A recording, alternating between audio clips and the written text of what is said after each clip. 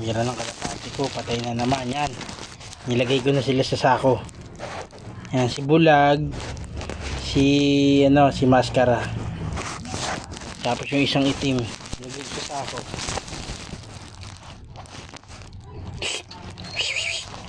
Ha? Ano? Ha? Kinain mo kalapati ko na, ubos na. Ha? Okay, diyan ka dumede. Okay, padideye mo yung mga anak mo. Ha? Ha? Ang kukulit ninyo, kinain nyo yung kalapati ko. Ubos nyo na ngayon daga. Kinain nyo naman yung kalapati ko. Ha? Ha?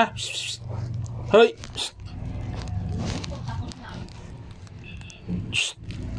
Ano? Ano? Oh, bakit? Tingin-tingin ka pa?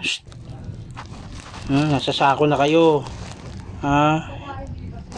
Ano ngayon?